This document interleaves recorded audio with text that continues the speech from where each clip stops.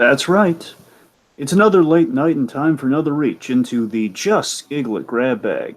And tonight we're pulling out. Oh, looky what we have here. We have Ding Dong Mormon. And oh my god, oh man, I've singed my fingers here because it's red hot off the presses. It's Heightened episode 3. How the heck did this end up in the grab bag? Okay, wait a second. Okay, Ding Dong Mormon, which is a Josh Thomas sketch, and Heightened, which features Josh Thomas in it as well. Oh my lordy, this can only mean one thing. Tiki, where are you? Yo, what up? Tiki, it's another Josh Thomas sketch, and we have Heightened, man. This is Wait, hold on. Dragon. What? You didn't just say Joshua Thomas sketch and Heightened, did you? I did indeed, yes. No. Oh my God. And Tiki, it's a brand spanking new sketch. I mean, just kind of drop plumb in our laps here. I mean, we've never done something this quick. Tiki, all this happening under the banner of Joshua Thomas. This can only mean one possible thing. Do you know what this means, man? Yes, I do. It's the Josh Thomathon. All right. I screwed that one up right at the very end tonight, Dragon. Literally one line. Anyway, it was like the Barry thing. It's like it's Barry. I just kind of froze. I was like, well, shit, I can't do this one line because I'm too captivated in my own story going on right now. Okay, we're all flustered by Heightened, folks. Let's try it again, okay, Tiki? You remember your line this time? Boy, do I. It's the Josh Thomathon. All right.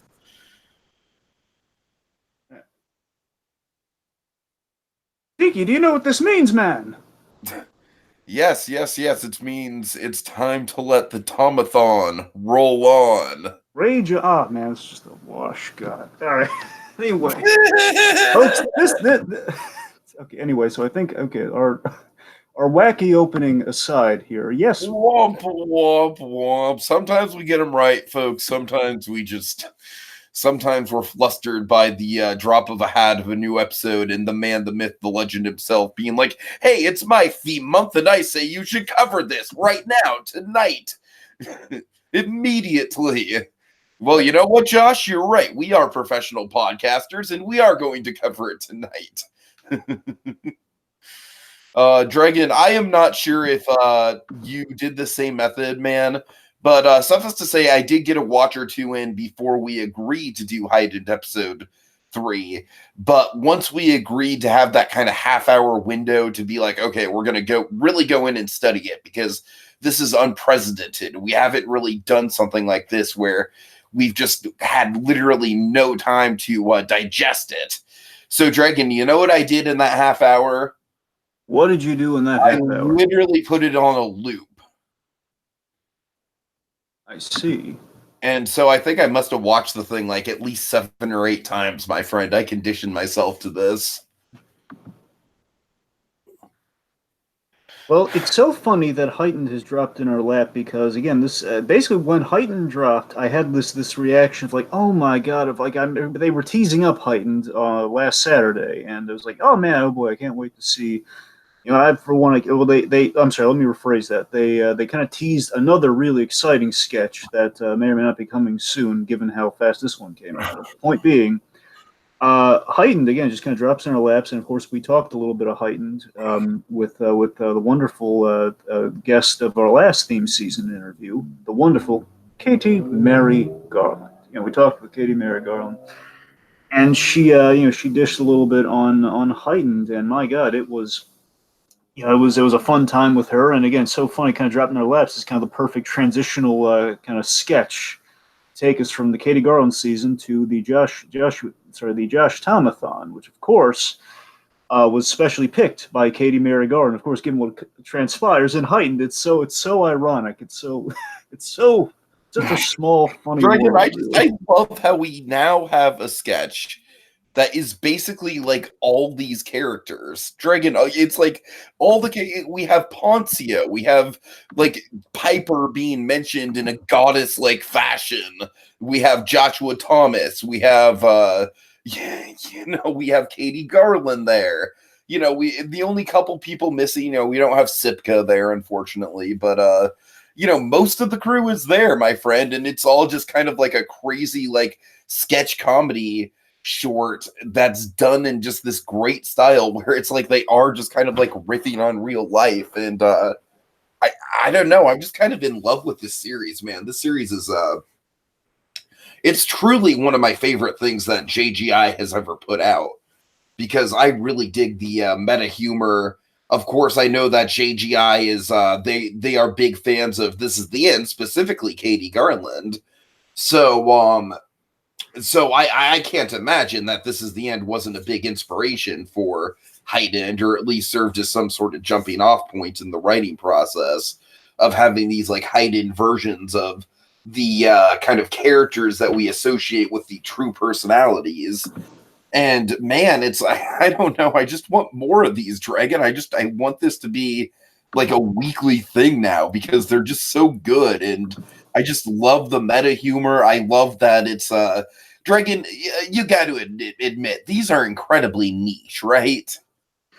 Here's the thing: these Heightened is remarkably niche, yet never at any moment feels pretentious. I think it's the highest comment I can give Heightened, is that again it feels earned without. I feel like the niche elements are kind of just like they're Easter eggs if you're in the know, like if you're in the inner circle. Basically, if you listen to this podcast, like I don't want to toot myself, I don't want to pat myself on the back too much, but if you're listening to the JGI grab bag, then you know who all these people are. You know, kind of like their inner heightened personalities. You know, kind of like the general perceptions of them, and Heightened just kind of plays with that. Whereas the thing that you're kind of alluding to, Dragon, I think, is the fact that the show still does stand on its own in terms of like, Joshua Thomas in here. He just delivers some moments that just, I mean, I'm literally going to, as someone who considers myself a semi-professional podcaster at this point, Dragon, I am going to have a hard time not cracking up during one or two of Josh's deliveries in this episode. Yes, but speaking of which, I'd like to use that as a transition point to again kind of reframe it a little here. That of course, folks, we're dedicating a season to Joshua Thomas, and of course, as in kind of the grand analogy of the JGI crew, again in terms of like the big three letters, as it were, the JG and I, the Holy Trinity, the big three letters. You have. You have Josh Thomas. We've had Poncio as sort of like the Batman. When in doubt, go to the Poncio. Alexander Poncio. We have the wonderful Piper Henson, kind of the Amazon goddess of funny. We like to think of her as kind of the Wonder Woman of the JGI Trinity. And then of course you have Josh Thomas as kind of our Nick Cage Superman, as it were, the face man, the face card, as it were, a man, the man who along with Piper Henson and also Yuka, but that's going a ways back. Point being, Yuka again was kind of like the Mickey Rooney in the situation. Says, hey, we got the tools, we got a bar, let's put on a show, which again was very vital. But again, let's face it, again, Just Giggle It in perpetuity and kind of as it exists today, especially. Again, it's kind of the brainchild of Joshua Thomas and Piper Henson. Of course, the Joshua Thomas, we probably wonder like, why of all the theme seasons, why didn't you start with Josh Thomas? Why? I mean, the man has an analogy, a Mark Sipka coin, another Joshua Thomas Grand Slam, and there's a reason for that, for that saying, folks, because Joshua Thomas is a remarkable performer. Again, the guy is kind of the face card of JJ, because the guy put himself out there, put himself in the forefront along with Piper Henson. Together, their creative drive, they're doing sketch comedy in a way that again we think it needs to be done even more so today, because it's SNL. So half of the time they'll get it right, the other half it's like, okay, well I just wasted a few minutes. I remember when the commercials, remember when the fake ads on SNL used to be good. Remember those days? It's like, that's kind of the era that we live in now and again. Not saying things haven't perked up now and again, but the fact of the matter is JJ, they do it better than anybody else. It's the way sketch comedy should be on a regular basis. And again, a lot of that is due to is kind of the chutzpah and these guys just kind of going with their guts and knowing what makes funny, when to be funny, and when there's kind of like they know the construction of the joke. They know absolutely what they're doing. And Josh Thomas, of course, being the man. I'm going to coin this a little bit here. Joshua Thomas, he may put on the makeup and don the guise of the Joker in another excellent show, Harley Quinn, the Joker versus the Real World. Watch episode 5 to get episode 6 and so on. But of course, it does actually correlate to this episode even. But the other thing, though, is he's also a Mad Hatter to an extent because the man wears ad infinitum of hats. Director, writer, producer, editor, etc. There's a whole slew. Sorry, did you want to jump in with any of the Josh Thomas Love Fest series? I feel I'm just kind of like drawing it out here by accident. Oh, I mean, I was just kind of like I thought you were like going off on a whole soliloquy here, man. I was just kind of letting you have the floor. Well, I mean, like just I guess to round it out because at first I was like, oh, yeah, I think he wants to say something. But yeah, well, it's like I know you, Dragon. I know that you like to go on your long speeches, and that's fine. That's part of your style. No, folks. Basically, we're kind of getting to the root of it here.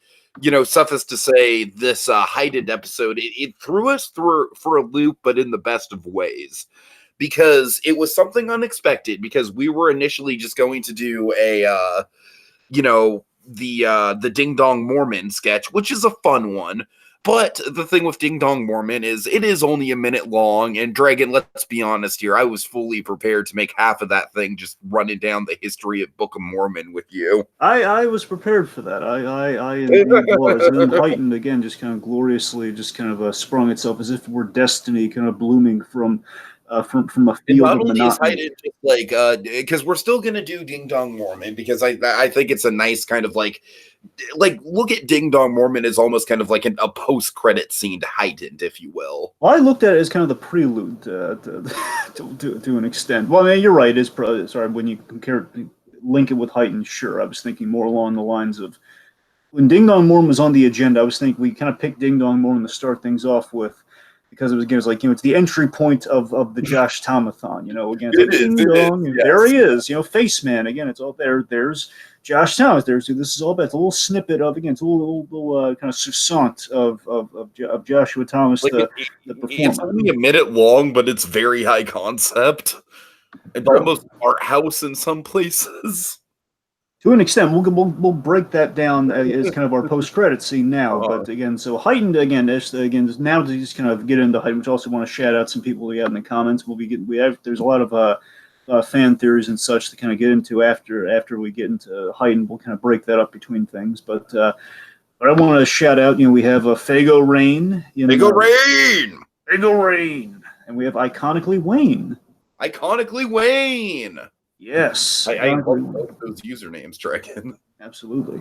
So, guys, you're more than welcome. Of course, to all who enter here, you're more than welcome, and we're so glad to have you. Guys, you got anything you say? You want to we're kind of giving our fresh thoughts on Heightened. You got some fresh thoughts on Heightened and Ding Dong Mormon. By all means, share them. We'll shout them out. You're in on the conversation. Consider it done.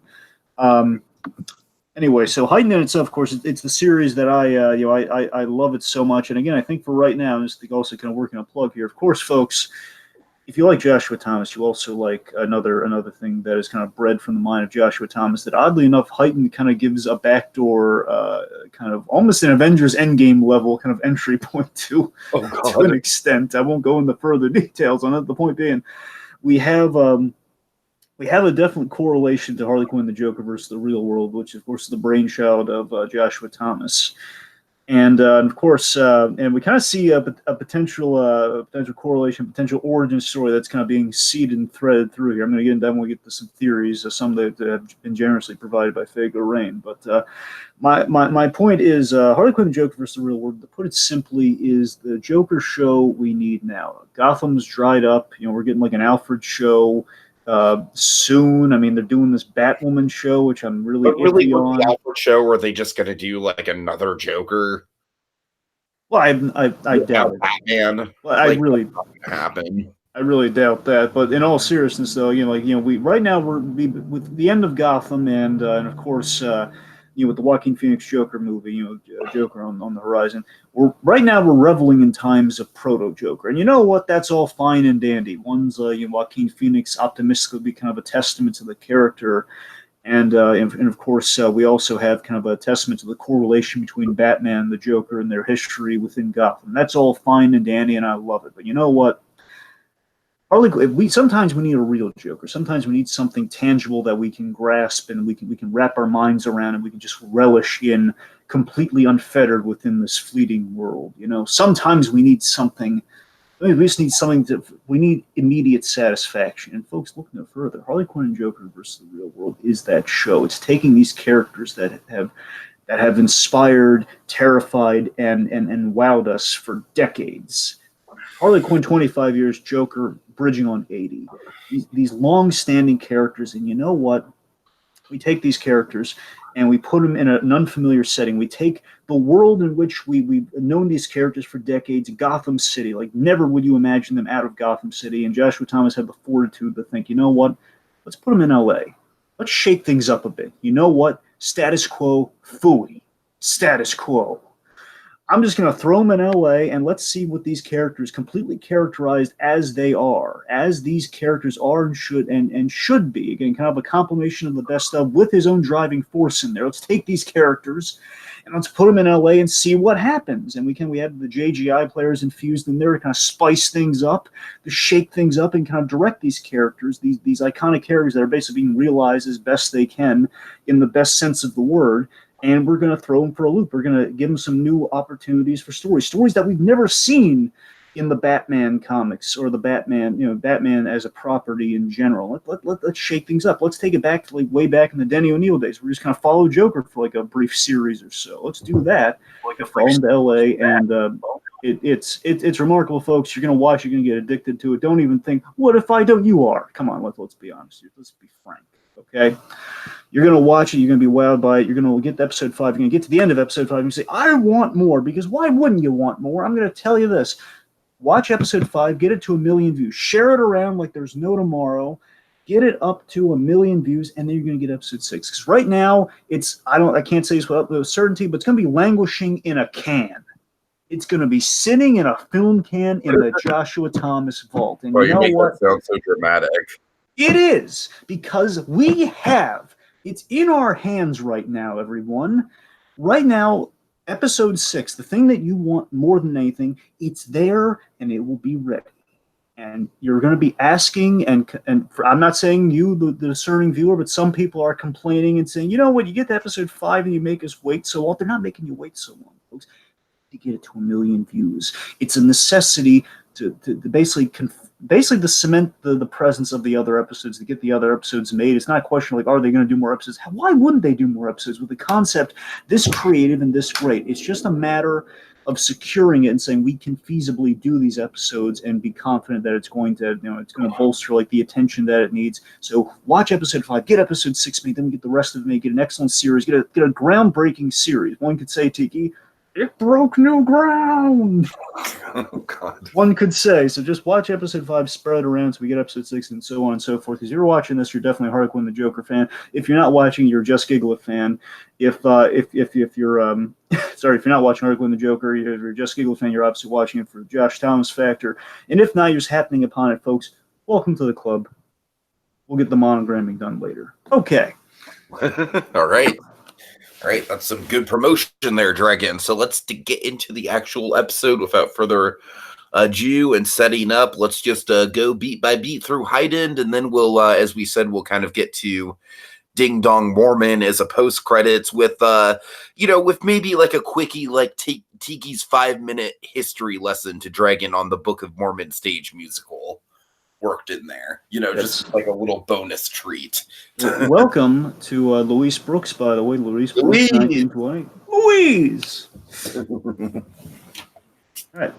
So, of course, Heightened, of course, this is written, directed, and edited by Joshua Thomas. And I have a little fan theory about some a little bit later on. That's why I really want to emphasize that more than anything else. So we're talking about Heightened episode 3. Nicole replaces Katie, a dramatic title that already has my attention. Like, oh god, I gotta see Nicole replacing Katie Garland. I mean, oh my god, we just talked to the wonderful Katie Garland. Oh no, Katie's in dire straits. She's being replaced. Woe is K and G. We gotta find out what happened, man. We gotta find it. So again, this episode already is firing all cylinders just at the start. Okay, I'm bolstering it up a little bit with that, but no, the fact of the matter is that okay, Nicole replaces Katie, a good dramatic title, and this is very much based on something we learned from Katie Garland.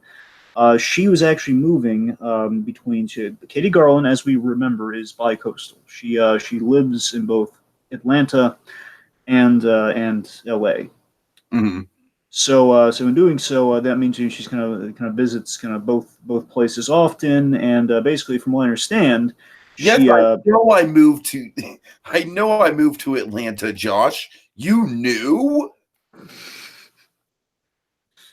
and sorry, it's really funny.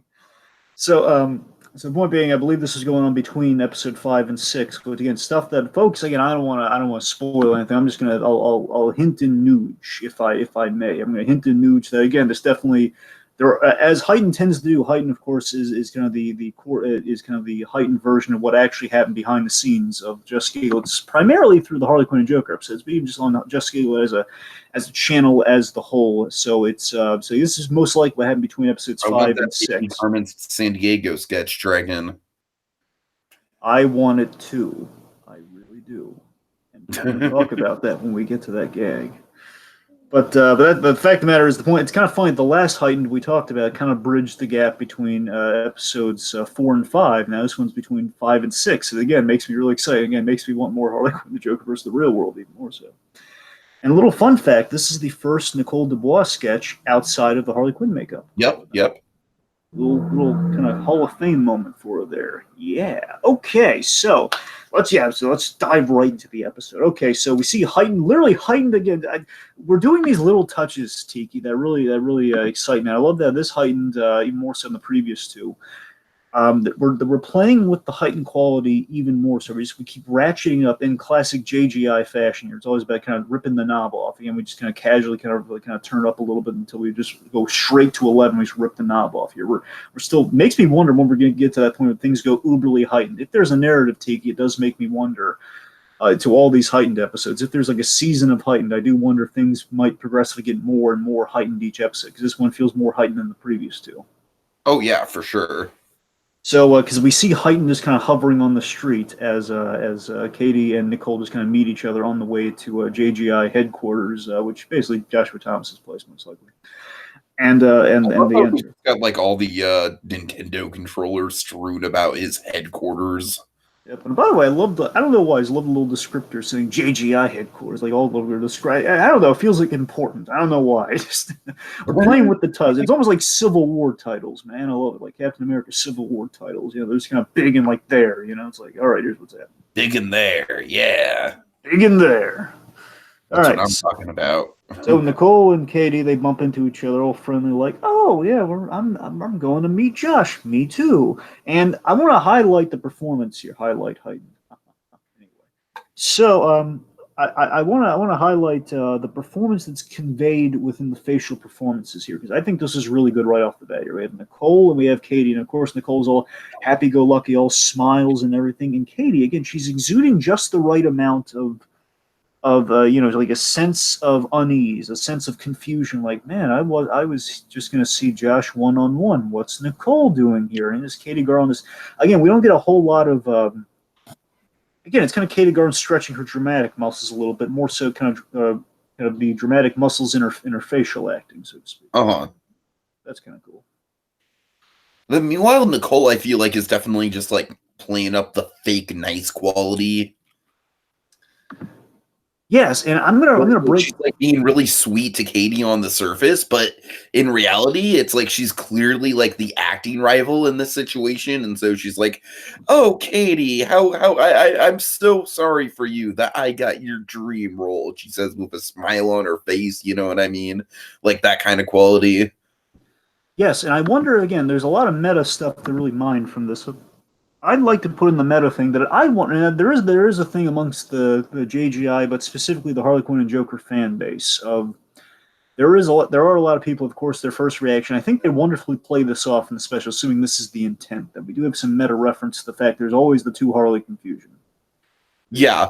And again, I swear to you, folks, that will be Which, remedied. I mean, it's like, I feel like they cleared that up about as well as they possibly could have with an awesome, like, song and everything, but... And I still say the best remedy for this is, again, more episodes so we get more used to Nicole, because I'm already impressed by Nicole Dubois' Harley Quinn. I'm easily...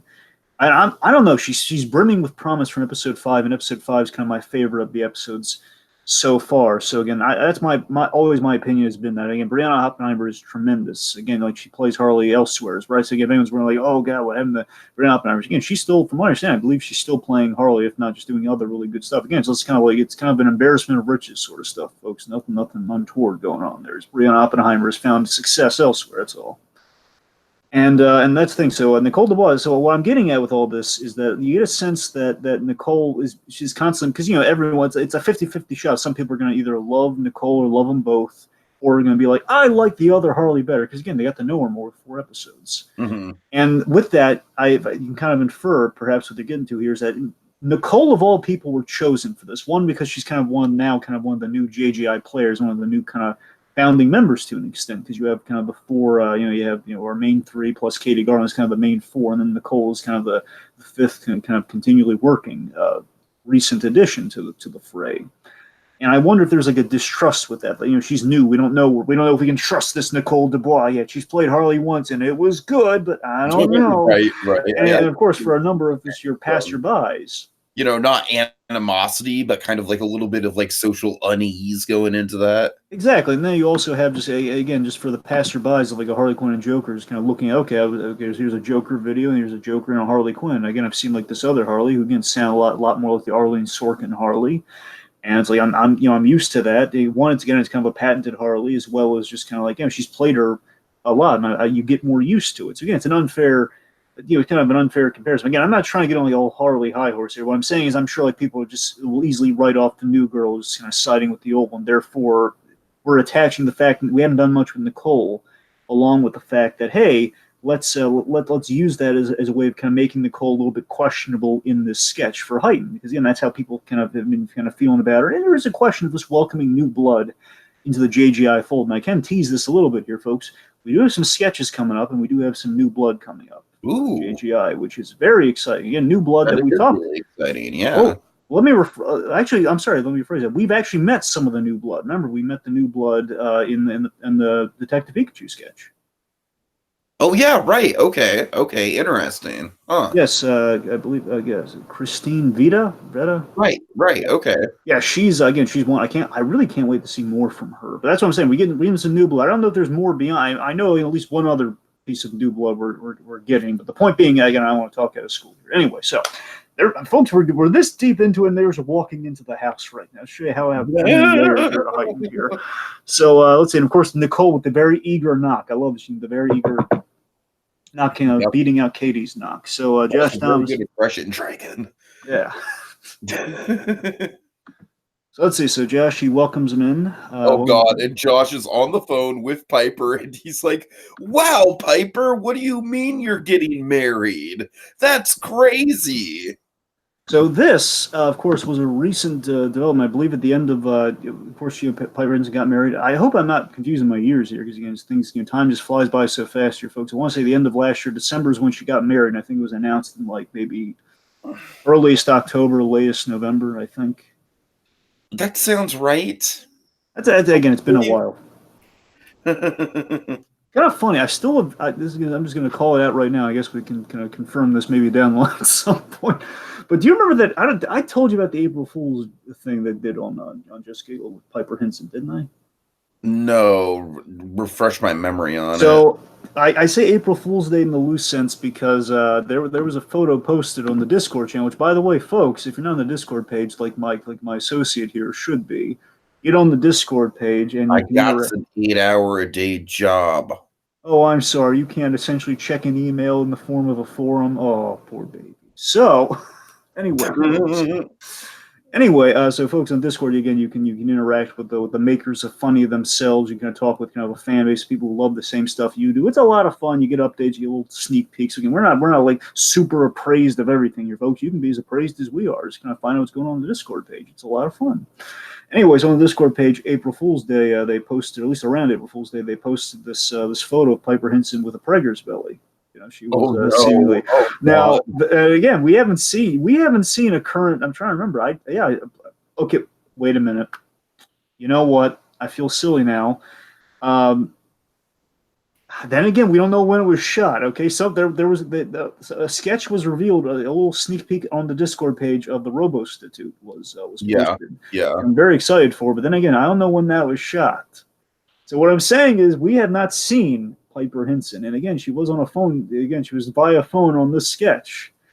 And that's the thing. Piper Hinson. It's been a while. I'm convinced is very much felt on this sketch, but yeah, you're right. You don't actually see her. And look, all I'm saying is, again, folks, I think smart money is it was an April Fool's Day joke of like, hey, you know, she got married. Yeah, you don't know though. You don't know. We don't know. And again, I remember I commented something on the Discord page along the lines of, you know, this is either an excellent April Fool's Day prank or quite a shocking way to find out for Piper's husband. Something along those lines, you know. Oh god! So the point being, I think we would have heard more about it if it were genuine. So I don't know, but then again, it's not really our business, right? So I no idea. Regardless, it's again, fan theories abound, and maybe at least in the Heightened universe, maybe that Piper's. Oh man, we got fan theories for like stuff going on in the actual personal lives of the Just Giggle It people. That's the thing. Louise Brooks agrees with me. The Discord is a blast. Thank you. So that's at the very least, maybe Heightened Piper is on her way of being pregnant in a future Heightened episode. Who knows? Maybe it's like a little glimpse at the future on April Fool's Day. I don't know. The point being, it's silliness. Anyway, so Josh welcomes him in, and what happens, Tiki? So Josh welcomes him in. And at first, he's just super, super welcoming to Nicole. He's just like, oh, Nicole. And then he just gives this hilarious, like, the best way I can describe it is like the duck lips face of like, oh, and he just like puckers his lips. Like, he's just like so excited to see Nicole. Like, how are you? Oh my God. Nicole's just like, oh, I'm great. And then, of course, Katie's here, too. And then Josh, it's just, oh, God. We get that tension right away, Dragon. We get that tension right away. Like, oh, hello, Katie. So, my favorite... Katie goes in for the hug, like, Josh, nice to see you. This summarizes their dynamic, or at least the perceived dynamic we've had of Josh and Katie for a long time here. Where again, it's the best thing I could equate it to is it's Garfield and Nermal. Right. They work well together in a strip, or in this case, a sketch. But by the same token, though, you always get a feel of like Josh is happy to have her there for like the grand sense of the cast. And of course, I'm not saying like Josh dislikes Katie Garland in real life at all. Obviously, he loves having Katie Garland, but it's like he won't admit it. Though he'll rib her a lot. That's the idea. But the equation, the way it always feels is it's Garfield and Nermal. It's like Josh Thomas is our Garfield, and just completely like every time our happy-go-lucky Nermal, a happy-go-lucky Katie Garland, she's like, "Hello, Josh," and it's like, "Oh, great."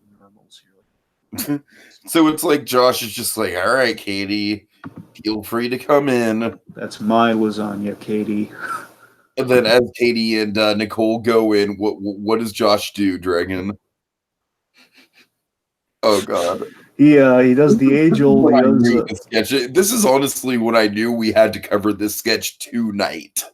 He does the age-old. He's kind of like wiping Katie off of his shoulder. There, it's like I think he makes like an ew noise, like ugh. Oh, okay. So again, the thing is, the thing I want to talk about with Heightened here is that again, we're pushing the Heightened buttons here, where we're having sound effects played on top of these. Yeah. Sure. Again, we have the sound effects runner. Where again, it's like just like wipe something off of his shoulder there.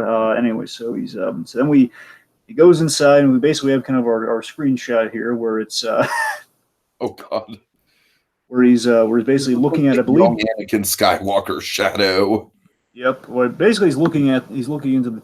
I'm pretty sure it's a T. People keep saying it's a mirror. It is a mirrored shot, obviously. But it's like looking into like a big TV here, and of course he's looking at his reflection. And then we have again, it has to be intentional because of course they've done heightened things like this before. Like we had the Tim Allen like in episode, God, I think it was in the first episode of Heightened, I believe, right? Ron, the whole ping of the knee thing. We had we're doing stuff, sound effects, gags, and these little bigger than life things before we have the really broad, bigger than life thing happen in the episode. So we have him looking in his reflection here, and of course the reflection for a mere moment, almost as if it were the Dark Knight marketing campaign. Oh God! Like all the whole "I believe in Harvey Dent," Jokerized campaigns. Josh Thomas's face is overladen with the joke with himself made up in the Joker's face. Now, I don't know how they did this effect, by the way, because this is very impressive. Because you can tell it's kind of laid in on top of his face here. But again, I don't. Yeah, I mean, my guess is that my guess is maybe the mirror was like some sort of like a green screen effect or something, and they superimposed the Joker onto that. Quite possibly. I don't know, but I'm not a visual effects guy, so I really couldn't tell you. I mean, it's either that or again they just it's either that or it's like a really clever cut where they had one take where they had the face made up there and they framed it like a cut where it looks like okay, it's basically. It's like maybe like a split screen sort of thing where it's like it's going to cut down the middle and he has like the previous recorded footage of him in the makeup on the reflection opposed to him just walking in the scene. You follow me? Yeah, I follow you.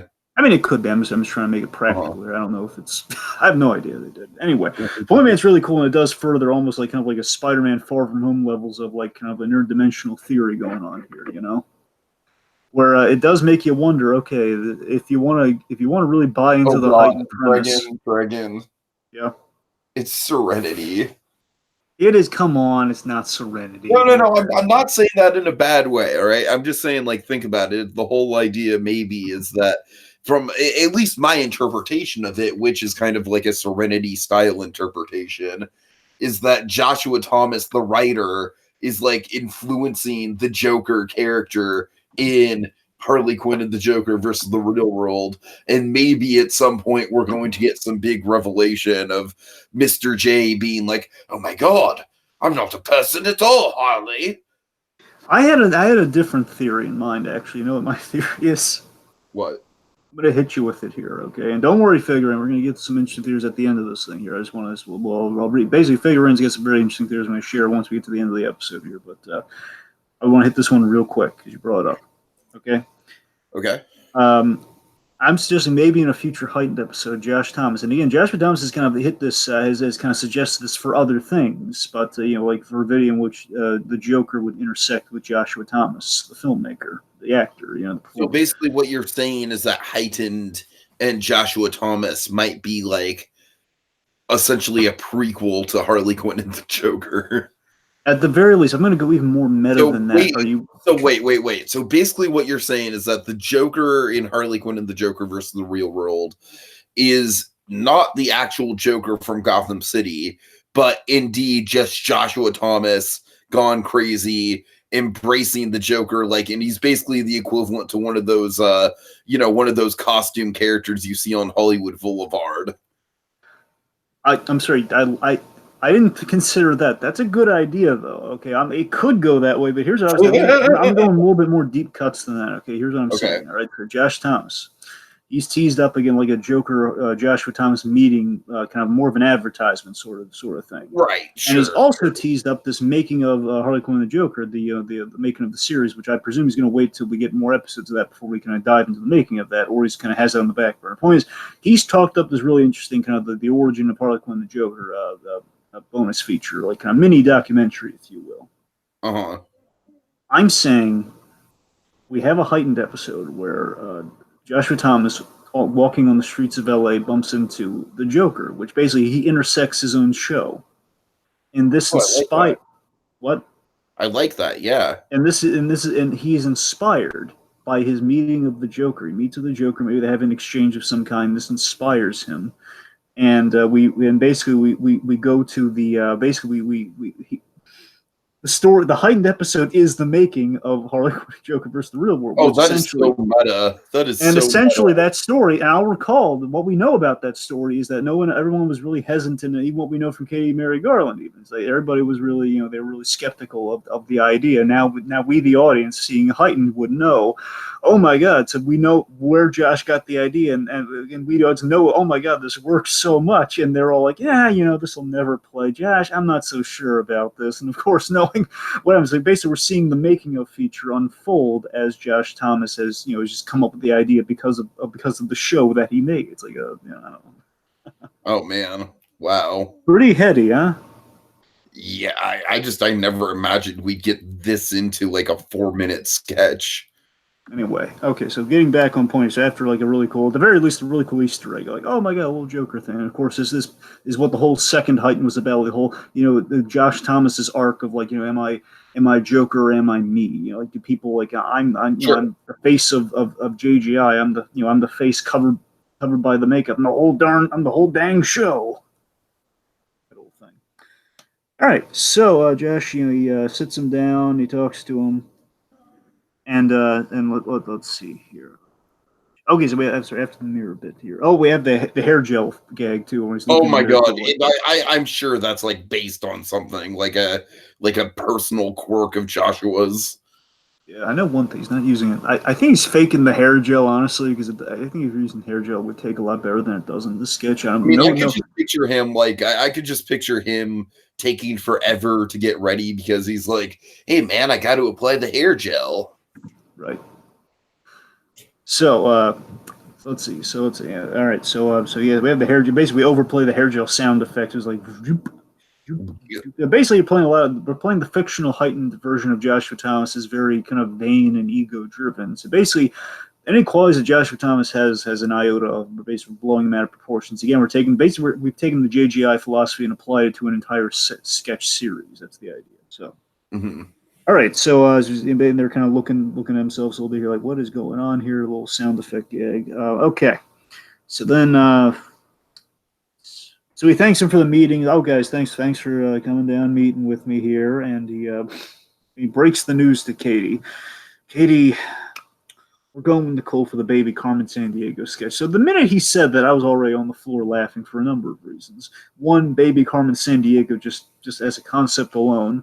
Secondly, because recently, not uber recently, but after it came out for a while, I watched the Carmen Sandiego show on Netflix, the remake, which is really good, by the way, and got approved for a second season. Yeah, I still need to jump on that. Really good. It's only 9 episodes, like they're only half-hour episodes. It's really good. Dragon, let me ask you this. Do they have the theme song in there? I know they work it out. I'm just trying to remember how. I think they have an instrumental version. I can't remember. It's been. Okay. I'm sorry, Tiki. It's been a while. I know they have something at the start. Honestly, if it's not a cappella, then I don't like it. The point is, I can't remember what. It's not a cappella, Dragon. It's like, well, why even bother doing it? Right. Of course, character development and such. That like those are very minimal reasons to watch any show, of course. Anyway. I'm just Dragon. I know you are. Point being, Carmen Sandiego, especially after I was on a bit of a Carmen Sandiego kick, I was just like, oh my God, that's just funny and hit me in the right place right now. So it looks, and it's funny. I remember a while back, Josh Thomas, he hadn't watched. Look, again, I'm not trying to toot my own horn here. I'm saying for the record. I brought up on a live stream Carmen Sandiego. That's all I'm going to say. I'm not saying it took. I'm just saying it's coincidental. That's all I'm saying. Anyway, point being, I'm just hoping maybe Josh Thomas went back and he watched Carmen Sandiego just for the fact it's a really good show. Maybe that inspired him. Like, let's go back to like Deep Cuts Carmen Sandiego and just do what's the next remake, whether he liked it or not. Like, what's the next Carmen Sandiego thing? Baby Carmen Sandiego. So, of course, like Katie's asking the very practical questions of any actor when they're replaced, because, of course, a real thing happens to an actor. You get replaced sometimes, and, there's going to be a myriad of feelings attached to that. So Katie, she's taking it like a champ, as Katie Garland would in real life. She's taking it like a champ, but she's asking the logical question, trying to go for a little bit of job security here. Like, but why, Nicole, does she look more like baby Carmen Sandiego than me? And then, of course, we have Josh Thomas at the delivery here. I don't want to talk about who looks more or would act more like baby Carmen Sandiego. It's done, Katie. Oh, God. It's just, I'm sorry, this the severity and the seriousness of which Joshua Thomas can muster the words. Who would play a better baby Carmen Sandiego? It's just Josh Thomas being so glib and so stern and so. I'm going to make a reach here. I'm going to make a reach. This is Joshua Thomas, the actor here, just like being kind of the man who as we see like the actors auditioning process from the Just Giggle It sketches. It's the idea of like our guys as much we love them. They bleed as much as the next actor in Hollywood. They're the guys. They've gone into the auditions. They've lived the Barry experience, Tiki. They've lived the Barry experience. They Piper Henson has walked in the shoes of Sally Reed. I'll say that much. I'm gonna gild the lily on that one a little bit right there. Say no more. Point being, Josh Thomas, I'd imagine he's kind of channeling some casting directors with that. Like some casting directors, some guys like maybe been fired off of a project or like kind of let go for we found someone better. Just being really glib and stern and a little harsh. And then Katie Garland's kind of the desperate actor here saying, maybe I could play the chief. Oh God! And this moment is, I felt bad for Katie having to do this, Dragon. This is such a relatable thing, though. Such a relatable, we've all been here. You're trying to do a comedy bit, and you can just tell it just is not landing. This just sounds like I'm talking up JJ, but seriously, these guys know how to play almost in the way in a different way. Like Johnny Carson, that's a guy who can play a bomb joke. It's like I can smell. See that, folks? He mimics like a fly wandering by. I caught one of the flies flying around that joke. It bombed so badly, like one of those jokes. And I was just like, how do you sell a bomb joke? Like, how do you tell a joke wrong? How do you sell insecurity so well? And it's just like, hello and welcome. I'm the chief.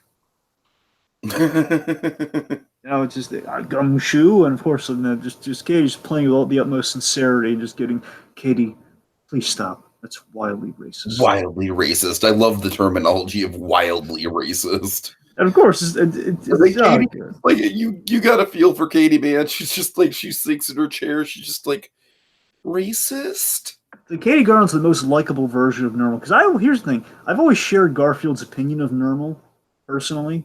I've always it was something I never trusted about Normal. Garfield, Katie Garland, Normal comparison maybe has gotten you a little bit more sympathetic towards Normal.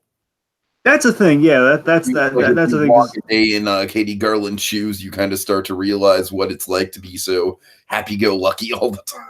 Precisely, because I've always gotten the sense of okay, Normal's so cute, you can't hate Normal. But through life, I've always been Normal's always bothering Garfield in some way, shape, or form. There, and of course, it's been the apropos comparison. By the same token, it's we love Katie Garland. We love but by proxy, we have to love Normal because we love Katie Garland for our comparison to hold any water. So yes, that's exactly it, Dragon. It's science. Sure. Anyway. All right. So then Josh Thomas drops the second bomb on her. What's the second bomb, Tiki? Oh, and we're writing Carmilla off of Harley Quinn and the Joker versus the real world. And then that elicits a serious what the fuck, Josh? Yes, and of course, in the history of at least what we got from Katie Garland's side of things in the in her interviews, that we learned that of course Josh Thomas he wrote Carmilla specifically for Katie Garland. It was like that little moment of oh man, that Josh Thomas, he really dishes that out to Katie Garland, but deep down he likes her. Deep down it's it almost. That moment's going to be a big part of our biopic, at least for Katie's arc. It is. And again, to an extent, one could say, if you want to make a real-life parallel to Joshua Thomas and the Joker, especially given our root image here, if you want to draw a parallels that, Joker is a character who he can't stand Harley Quinn. He can't, it's the fact that he can't stand it when Harley's around, but he can't bear it when she's gone. He needs Harley Quinn. Deep down, the Joker, he doesn't like Harley. Deep down, he needs Harley Quinn, and she completes him. But deep down, it's the closest semblance the Joker's ever felt to love or just an affection for anything. In that little little kind of Grinch-sized heart of the Joker's, he feels that for Harley Quinn. I'm not saying it's quite the same thing, but to the same extent of Joshua Thomas against someone who's he's always going to kick Katie Garland around, at least in the fictional capacity. He's all kicking Katie Garland around, always kind of giving her the business when directing her. But it's deep down though, it's like he likes that Katie Garland. He likes having her around and giving her work and having her be part of JustGiggleIt. Oh, ain't that sweet? And the point being, imagine how much that hurts. Like, you created Carmela for me. That was our thing. That was our moment, man. You got to imagine how much that hurts. Oh yeah. Then Josh hits her with the facts, with the truth bombs here. And again, so this is all based on real. Katie, you moved to Atlanta. I mean, I didn't know what to do with the Carmilla character after that. What am I supposed to do? And, this is kind of paraphrasing here, Dragon. I'm kind of elaborating on Josh's point here, but this is kind of how I would see things if I was in Joshua Thomas's shoes writing the Carmilla character. I'm like, I've got this whole arc laid out. What am I supposed to do? Just insert a random character who doesn't have a spot in the arc just for you? My hands are tied, Katie. And that's the thing. So this is based off. They can't go into too much detail, but this is based off. This is based off real life, and this is the meat and potatoes of the Heightened sketch right here. This whole move to Atlanta, where again there was a conversation about. The conversation was had about do we a consideration was made to do we write Carmela out, and again that's the thing. So again, the conversation was made. Obviously, Carmela's sticking around. Don't get me wrong. So we're still gonna have her in. But the point is, the conversation was having we're kind of making them to more of like a hilarious, like what if situation with all of this here. All right. Yeah. Let's see. So Nicole. Then again, it gets even worse than that here for Katie. We're just kicking her while she's down. Just like break out the phone books. Let's break out the Dutch, break out the clogs and the and then the phone books. Just pile on. Throughout this whole thing is just kind of like interrupting, just kind of speaking out of turn, basically being like, "Yeah, Katie, you moved to Atlanta." Then Katie's like, "I know I moved to Atlanta," and Nicole's just like shocked, like, "You knew?" It really doesn't make much sense, but it's funny, just like you knew, because obviously she knew, but she's saying in almost a way of like, you knew as in, oh, you know now, but you should have known before. But again, I love how non-combative she is, though, and like non-intentionally combative she is with all this. Like that, again, Nicole Dubois. I think she is intentionally non-combative. She's very much kind of like playing it like the innocent person in the room, and Katie can kind of sense that. Exactly. And then, of course, she makes a comment like, oh, well, that's just serialized writing for you. It's like these things happen. And then Katie's just very sensibly, I think this is, Dragon, I think you and I can both agree at this point. It's like, all right, look, Nicole, like this is a personal matter between me and Josh. So do you mind just letting us handle it? And, oh, God, Dragon, this is the moment with Josh. This is the moment that I just, oh man. Wow. Just wow, Katie. That was just so fucking rude. Okay, so real quick. Okay, like, again, what you were saying about like the severity, you know what I mean? Just like the stone cold severity that Joshua Thomas exhibited in that last line that you went off about that. It's like doubled here in this delivery, Dragon. It's just like, wow, that was just so rude, Katie. Okay, so real quick, I gotta hit some stuff here real quick. All right. Okay, so that reference to the serialized shows, serialized shows are funny like that. That's a meta Brianna Oppenheimer reference right there from Nicole. Okay, that's what that line is right there. At least I think it'd be really clever if that's what they're going for there. Just like see, you never know what's going to happen in terms of like we had Brianna for a few episodes, then we get someone else, and again someone also really good. But the point being like like the changes happen, we address them within the show, vice versa there, and of course like I am a little sympathetic to Josh's position there in terms of like, it makes sense what he's doing here. Where it's like, well, you told us you're going to move, and then you moved back, and therefore we had to write Carmela out of the upcoming arc. So you get it, you do, but bear in mind it's kind of something I think Josh Thomas is like saying. You know what though? I mean, it's not really carved in granite though, but he's not saying he's just kind of piling on like, no, Katie, it's like what will be, man. You know, I can't. You know, you're ruining the grand epic of story that I have laid out here. And again, there's a story laid out, I'm sure, but there's still a question. Like, really, we couldn't work at all.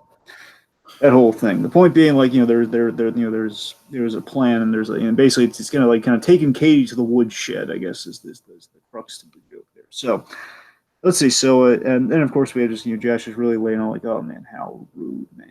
And of course, one of the most cutting lines that Josh says is like, if I had a third role that I could take away from you right now, Katie, I would. I think that's the funniest. I think it's the best delivery. It's the whole thing. If I'm being frank, if I had another role to take away from you right now, I would. And again, of course, saying that, it's like, wait, is Nicole replacing me on Just Giggle It? Oh God! And here we go. It just elevates, Dragon. It just gets funnier and funnier. And again, it's the Just Giggle It kind of credo here. It's like let's go Spinal Tap on this sketch, man. Let's just rip the knob off, turn it up to 11, and rip it off. So, of course, the fact that Joshua Thomas was talking on the phone to Piper Henson. Oh, that comes back, Dragon. That comes back. I read it a little differently, by the way. Again, I kind of read it more a less cynical way, I'm going to be honest. Okay, so he says, basically, he's essentially saying, she's... Katie, what she's doing here with like, this attitude and everything is like, this really me attitude. She's saying, I was on the phone with Piper. You are harshing... Basically, she's harshing... No. I'm sorry, Dragon. I'm not gonna censor this. Basically, what Josh says is like, Katie, I had a small boner that I was hiding. Well, don't say it's a half. It's a half boner. All right, a half boner. Right. I had a half boner. I was hiding from you guys, and your insecurity right there, Katie. Your pathetic insecurity. It ruined it. And then we just get this slow, like, the boner Piper gave me is gone. Here's what I love. Okay, I gotta break down a few things here. Okay, first off, the way I read it was I love this whole thing about like Piper Henson being like the unseen goddess of Just Giggle It, and like you will never be on Piper's level, Katie. Piper is a goddess compared to you. So real quick, okay. So one, I keep reading it as I think the wedding news is what really gave Josh Thomas the half boner. I think that's it's the I just easily gleeful about the wedding news. That's the way. I guess it's the optimistic way I took that. Of like, oh man, he's so way of looking at it. Yes. No, he's just all happy talking to Piper. And he's like, oh, Piper, that's great. By the way, just real quick, there was a line I completely forgot to bring up with Piper. This is a really random out of left field line where it says, "Have fun at the clock factory." Now, I could be wrong, and it's been a while, so I want to say Piper Henson. Again, this could be complete. I could be completely wrong here. I want to say like when she was either proposed to, or like after the proposal, she went to a clock factory. I think that's what happened. I want to say that's where that's coming from. If not, it's just really random. If that's not the case. Yep. Anyway, sorry. So the point is like, ideally, Joshua Thomas, he's just really excited by weddings. Wedding news. It's good news. And anyway, so like I'm all supercharged by this here, and that Piper. Here's the thing. It's emphasis on Piper. That Piper. So it's emphasized. Here's the thing. It's like you're so unattractive. You're unattractive. Basically, your attitude is in the attitude towards all this is so unattractive. It took away my boner. Piper gave. It's just emphasis on Piper, not the dirty stuff. I love that. Yeah, man. Of course, then we have Katie Garland there. I direct you to the Mad Men sketch, where again, with the low brow, 8 to 9 times out of 10. I want to say 9 times out of 10, but there's a sketch coming up that you and I are going to have to cover regrettably soon. Oh, yes. Regrettably soon, yes. And we're going to have to cover that. Basically, I won't be able to quite say that but for the most part. I'm honestly excited about that one just to see you squirm in your seat, Dragon. The point is 9 to possibly 8, again, with that sketch. Again, I have to lower it to 8. Point is, whether 8 times out of 10, they know how to do dirty stuff right and gonna make it funny. And of course, what I mean by that is like Katie Garland, she's looking all shocked and all, and just like trying to piece together like this is just crazy. And then of course she glances down a little bit. She's like just the right amount, just the right amount of like just after what he says, like Piper just such an overemphasis of Piper discerns curiosity. Anyway, so half seas aside, let's talk about moving on. Basically, I'm sorry. What I gotta say before we get to the base of the big crescendo of the knob. Basically, Joshua Thomas saying Piper. That's him ripping the knob off, and then we're left with like, oh god, the knob is off. The knob is gone. So now it's just going to go like really crazy right after that point. So right before we get to that, I just want to highlight that Katie Garland again, really generous scene partner. Again, the Barry effect here. Katie Garland is the safety net here, where again she's playing off of what Joshua Thomas is throwing at her here. Again, kind of as the everyman, just kind of playing off of it very well, being very generous. Sure. All right. So then we have the heightened effect kick off big time, where then Katie turns, and the Twilight Zone begins, where. Where Nicole is now wearing a wig, which, honestly, if I'm being a little critical, I think they could have done another pass like combing the wig, if I'm being frank. But the point is, it's close enough. That's the point. The point is, it's close enough. It looks good enough. Anyway, so she's becoming Katie Mary Garland here, where she has the hair, which then leads to them like another really well edited on Joshua Thomas's part here again. Phenomenal editing. We then cut in the wide shot. We revealed they're wearing the same outfit, and then Katie Garland's starting to panic. Like, oh god, what's happening here? Then she fades away. She fades away like Marty McFly's hand in Back to the Future, man. Pretty much. Oh boy, and again, it is quite horrifying that you've been replaced. Again, it's so wonderfully eerie. Like, oh, again, we're taking Heightened in a scary direction because remember the last time we really took Heightened in a scary direction was Poncio appearing at the end of Heightened. Yeah, for sure. Where Piper Prince is like crawling away like a horror movie, just like, oh, my knees have pinged, and just the age keeps going up, all that stuff. Oh god. So okay, so let's see. So then Josh re-enters the room as if he never entered the room in the first place, and he's asking, "Who are you talking to, Katie?" "No one." Okay. No, you're right. And of course, just like the fact that it was an imagined conversation. This is crazy, folks. I want to emphasize this. What they're saying here is that one Katie, really high concept at this point. Okay, so this is kind of like the saucer stacked on top of the saucer here, folks. So just on top of the turtles back here. So just follow me on this, folks. Okay, so it's Katie B. Let's call her Katie B. Played by Nick Katie, if you will. Nick Katie is the one who's imagined the real Katie Garland, so positing the fact that we've seen Nicole Dubois play Katie Mary Garland for all the Just Giggle It sketches that we've seen. She's been that convincing and rewrites all the Just Giggle It sketches. Oh, man. Is seemingly the reveal here, is seemingly the Shyamalanian twist. Oh, Dragon, I love it. That to me is like just so meta and high concept, and like it honestly, like what I love about this is that it almost kind of plays around and fucks with the entire continuity of a whole YouTube channel's worth of content. And of course, gives you even more thought to any of the naysayers for Nicole Dubois, like, hey, here's the new girl. We're not quite sure about her yet because we've only seen her in like one thing. But of course, like, well, no, you've actually seen her in basically all the Katie Garland sketches. You've seen her for quite a while now. You've seen her on Harley Quinn and the Joker. She's playing 2 roles. At least that's what it would be, leading you to believe. Point being, we have that go on. Then, of course, and then Josh is like ready for big with that perfect smile, holding up a rattle and holding up Carmen. Yes. You ready for baby Carmen Sandiego? And we have her doing this like wah wah exercises, and I'm pretty sure it's sound played over her there. Either that or she's just really good at doing the wah wah wah. Yeah. And we see the rattle in the coat with Josh knows the big old smile on his face here. Tiki, I'm going crazy here. Like I'm going kind of I'm going Little Miss Sunshine levels of crazy here. Is the coat red or is it like kind of a velvety, like a reddish purple? Like what color is it? Well, I mean, like mauve or whatever. What? Like mauve or whatever the color is. I mean, in Carmen Sandiego, it would be like a classic red coat. Yeah. So. That's what I'm saying. I mean, I know it's I know it's supposed to be a classic red coat. I'm saying the one he's holding up though does it look like maroon or mauve or something? Honestly, Dragon, I'd have to go back and look. I don't really remember.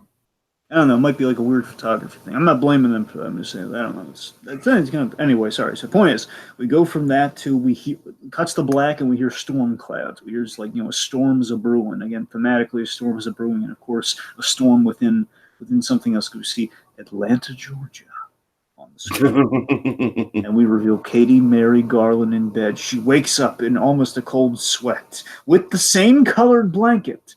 That's why I bring up that. That's why I really want to linger on the Carmen Sandiego thing, because I think it's the same color as the jacket, which looks a little bit more purpley than red. So that anyway. Point being, they had to match that color is what I'm getting at. Anyway, so with the same Carmen Sandiego covered blanket. Aww. Wakes up with that Florida against the world shirt, by the way. Of course, Katie Mary Garland, kind of a Florida native. Oh, yeah. Fun fact.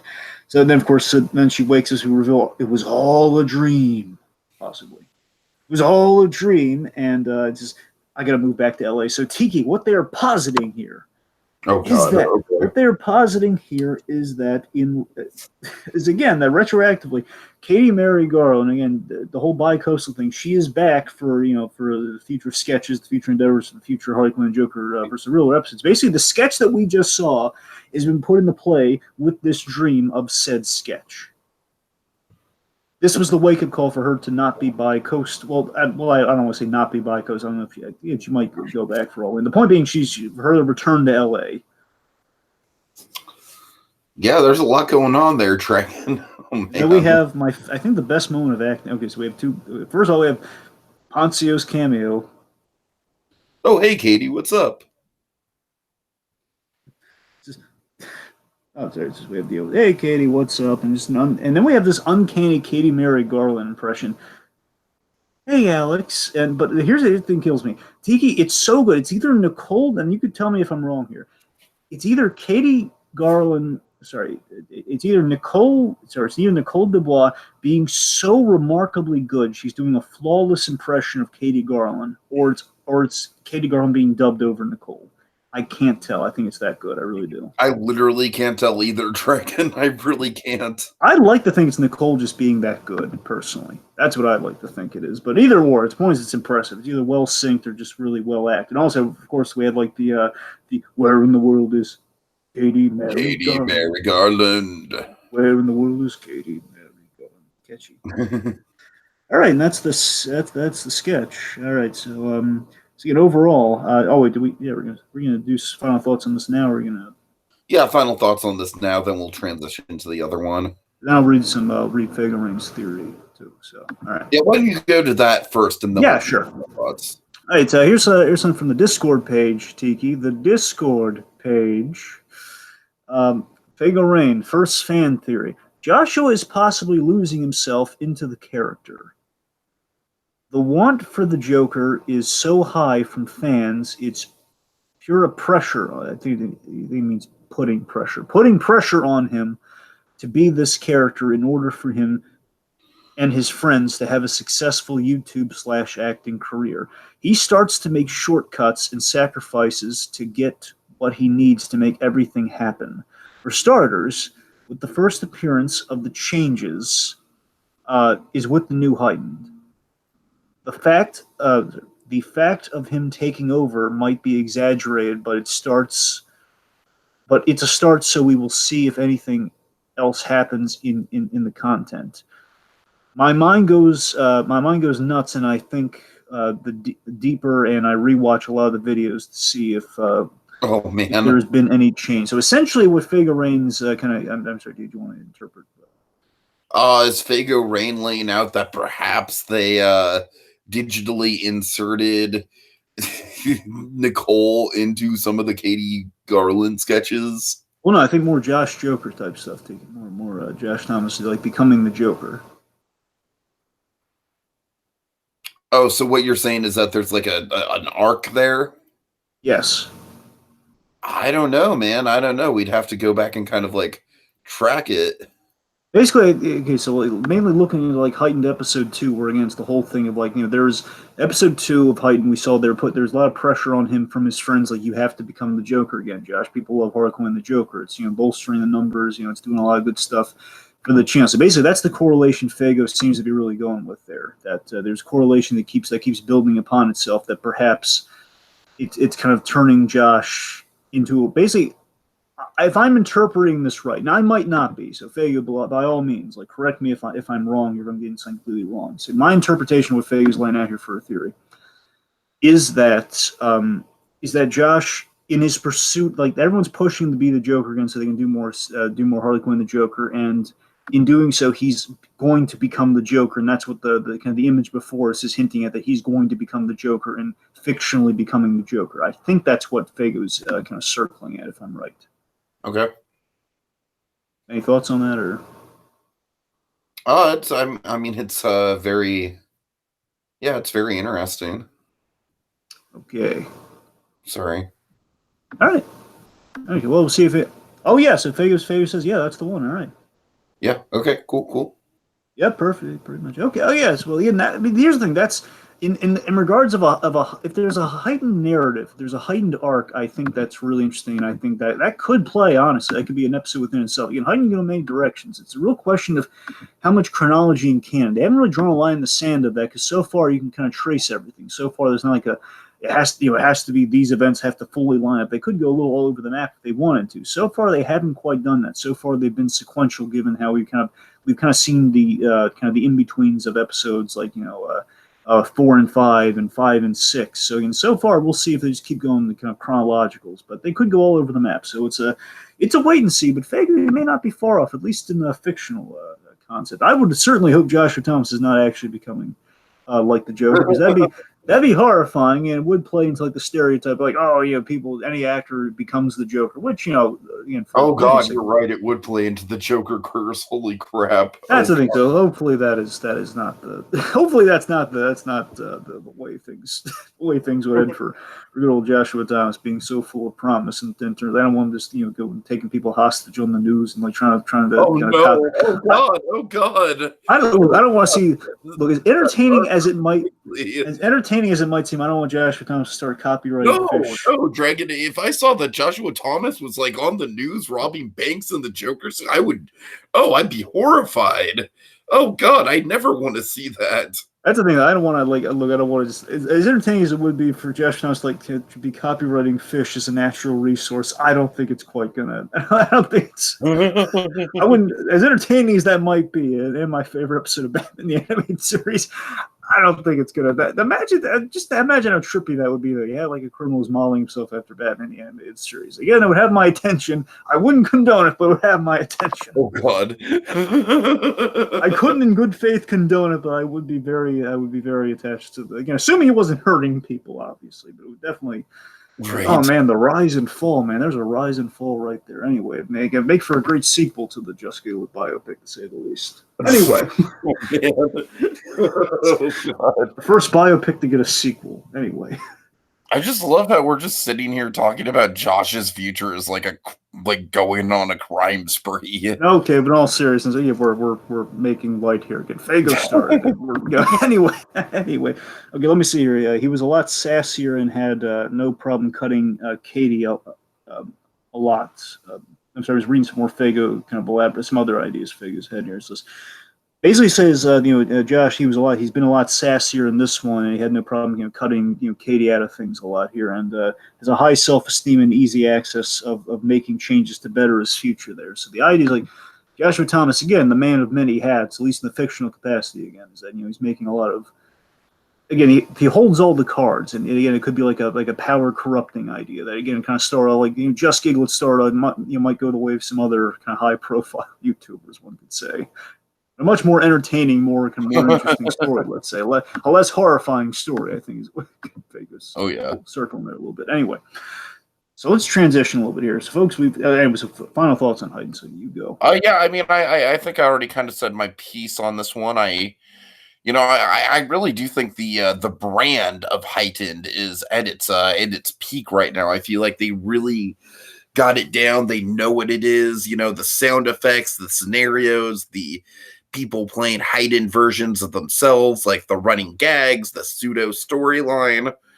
I think episode 3 was great, and I think Joshua Thomas, honestly, just as himself, just kind of delivering those like super dry and cutting insults. Like, if I had a third role to replace you with, Katie, I would. You know, it's just a great time, and I honestly just think it's a really nice passing of the torch from the Katie Marie Garland season down to the Joshua Thomas season. I think it's thematically very appropriate that we're doing it that way. Okay, real quick, two things. Okay, so first off, I forgot to mention this earlier. I believe Luis and iconically Wayne pointed this out, and I double checked it because again I missed it on the first pass because I was so sucked into things. They brought up that there's an Easter egg for one of our missing JGI contributors, Tiki. Mark Sipka makes an appearance in some way, shape, or form in this sketch. Wait, seriously? Okay, when Josh sits down on the couch in front of Katie and in front of Nicole, there's a little picture of the same picture that we use. Well, no, not the same picture. He's almost like Mark Sipka. One of the main images he likes to use is him in the red blazer drinking the milk. It's him. It's the image of him drinking the milk in a frame in the background. Oh, that's wonderful. That's wonderful. It is. Oh my goodness, that'd be wonderful. I hope that Mark Sipka is like the. I say this in a good way. He's like the Hawkeye of the Just Giggle It family. That's like, a great comparison. I'm serious. It's like he's off doing his own thing, you know. But at the end of the day, he's reliable, and he'll come back for his friends when they need him. Yeah. He's gonna see him. He's gonna save Scarlet Witch. It's awesome. Also, we have someone special in the comments right now. I wanted to shout out. We have someone new joining us here. It's Katie Mary Garland herself. Katie Garland, hey there. Posing a question to us. Is it your favorite episode so far? Katie, yeah, definitively. Yeah, I would say definitely. Katie, I'm going to use this as kind of a foray into my final thoughts on it here. So look, overall, for this episode, I gotta tell you, I think it's the most ambitious Heightened yet. It's the best shot Heightened yet. I think they keep getting better. So I think de facto it is the best one so far. And I mean, I really like the middle one though, because the middle one has that again. I'm not just saying it's because she's here. I still mean it though. You know, that was kind of the birth of the whole Katie Josh dynamic, and even defeating the Fago Rings thing, and maybe a narrative, maybe an arc kind of forms there for at least the Heightened series, the whole Katie Josh dynamic there. Sure. Where it's like again, that's the beginning of the whole. I like Back to the Future. Katie, shut the fuck. That whole thing. All right. Oh my goodness, Katie. Well, Katie, Katie's just pointing out here. Did you spot the Back to the Future reference, Katie? If you're saying because Katie's showing us a little bit late here, but if you're referring to the whole like you disappearing like Marty McFly's hand in Back to the Future, then a resounding yes.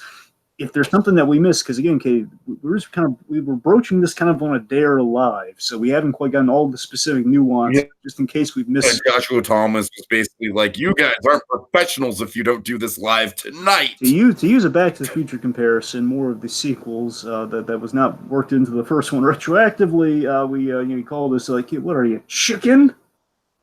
No one. No one calls us chicken. And yes, and okay, don't feel okay. Kay says yes, the fading is it. So yes, it is the Back to the Future reference, which again, so great that Kate Garland got that reference of all people, the Back to the Future gag. Also, sorry, I was late to the game. Hey, no apologies, Kay. You're off, you're off doing awesome stuff right now. I don't fault you at all, Kay. You're learning from the greats right now. Making yourself even better. So, anyways, point being, so back to my final thoughts here. So, on the whole, though, again, I think it's the best one yet. It parallels Just Giggle It without feeling pretentious. Again, that's kind of the hook of Heightened, where again, like they're reveling in themselves and kind of the following that they've developed without like feeling like, oh yes, we're super important. It's not like certain other YouTube or kind of like comedy-based YouTube things I've seen out there. I won't name names, but you know what I'm talking about, Diggy. It's not like we're reveling in kind of extra sketchy stuff when we shouldn't be focusing on that stuff. Right. And of course, this does raise a lot of this is definitely the most meta one we've covered. It is. Like, again, in terms of my favorite, though, I still love 2. It's between this and 2, but honestly, I think this one's definitely the best. I think objectively this one's the best, but that one's still, I think the most quotable is 2 so far, but this one is hysterical. But again, this one does raise up the most meta, most head-trippy questions of this question, intersecting realities. Like, again, is you could look at it like, Josh is looking into perhaps a parallel dimension within the mirror, within kind of the reflection of himself as the Joker. It could be purely psychological. There's a lot of really big questions we haven't even broached with all of our meta head trips looking at this episode. We could really dive into it. We're going to be here forever if we do that. And yes, and I got to be honest, the best thing I can say here, and I'm not just saying this because she just popped up just now, I swear to you. I was going to say this anyways, that I do love that this episode feels like, it's so meta, it feels like Katie wrote this one. And we know for a fact Josh Thomas wrote this one. It does feel like Katie would write this one. I don't know why. It just feels like technically, it just feels technically this would be written from her perspective, and it just feels like, I don't know, it just feels, because again, it's coming from like a real life thing on her side of things. Because Katie, by the end, is kind of like it's all her dreams. It makes you think, oh my god, this might have come from her, like the other ones come from Piper. I don't know. It's interesting. Uh-huh. It's interesting. Again, at the very least, getting kind of the lightning. The point being, it's really really good stuff. All right. So again, so Heightened episode 3 was a definite winner. So let's flip flop here and talk about what we actually intended to start the Josh Thomathan off with. And by the way, just while she's made a brief appearance, and Katie, thank you so much for picking the Josh Thomathan for our next theme season. We appreciate it. We love you for it. Thank you. All that said, let's Tiki. There's a knock at the door. Not a knock, but a ding dong at the door. We're not talking about a Hello. My name is Elder Price, and I would like to share with you this most amazing book. So, folks, buckle up, because if you thought Harley Quinn and the Joker were the ones to make musical references and be alone in that, you look no further. We're going to talk about some other musical references within Ding Dong Mormon. All right, and to be fair, Dragon, I am honestly not 100% sure if this is actually. I'm like 90% sure that this must call to mind Book of Mormon in some way, shape, or form. But it's not entirely Book of Mormon, because Book of Mormon is its own thing, man. And as you know, this thing's only a minute long. As far as I know, there's no kind of like groovy, like Eagle Eye Cody version of Jesus in the Book of Mormon.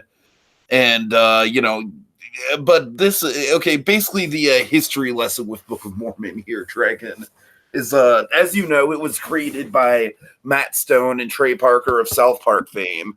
Now, Dragon, here's what I love about Book of Mormon, is that Book of Mormon came out of a genuine fascination that Matt Stone and Trey Parker had about Mormon people. Like, they were basically just like, oh my God, like, these guys are just so polite and delightful and friendly, and just like, man, they just give off such good vibes. And basically the premise of Book of Mormon was, what if you sent some of those people into an area of the world that was just entirely not accustomed to people like that? So the whole idea is that they, the main characters of Book of Mormon, Josh Gad and the other one.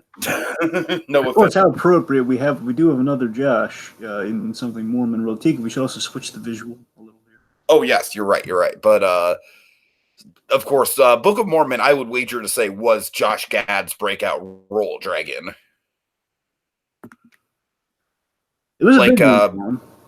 Like before Frozen, of course, way before Beauty and the Beast. I mean, Josh Gad, on stage, it was just like it was a huge thing for him.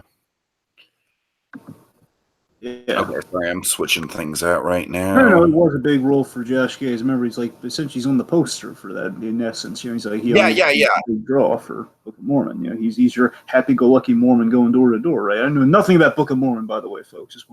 Well, that's the whole idea of Book of Mormon, though, Dragon.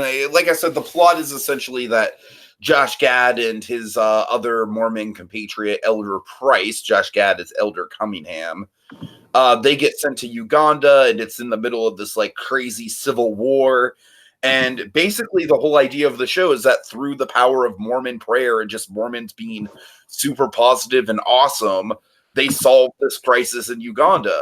So honestly, Dragon, that's kind of what I love about this show, is that this show it's such a positive representation of religion. You know what I mean? It's like it's not trying to stick down your throats. It's not like religious propaganda by any means, because the show does go to great lengths to point out how ridiculous some of the elements of Mormonism actually are. But by the same token, I feel like the show strives to showcase the good and the common humanity in people who get religion and don't take it too far and use it as a foundation to better their lives.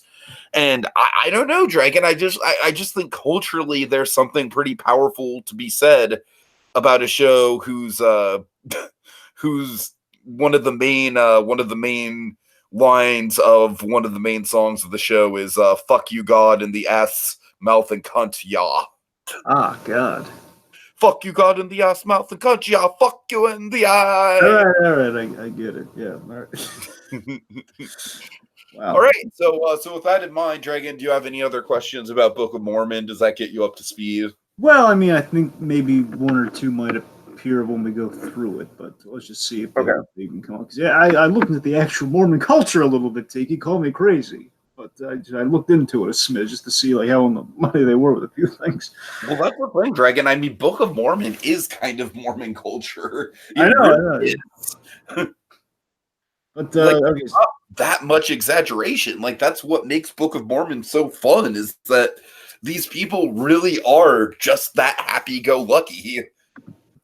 So a little bit of background here. The very little I could find. So this is directed and written. Take a wild guess by Joshua Thomas. Joshua Thomas. Again, man of many hats. The man just has a wall of hats. Dragon, you know what he is? You know what he is? I can't believe I've never made this analogy before. Yeah. You know Pirates of the Caribbean, the one pirate who's like wearing the stack of hats and he's got like the 1 foot on the dock and the 1 foot on the boat, and he's like, "Oh no, I hope I don't spill over all these hats." Oh god.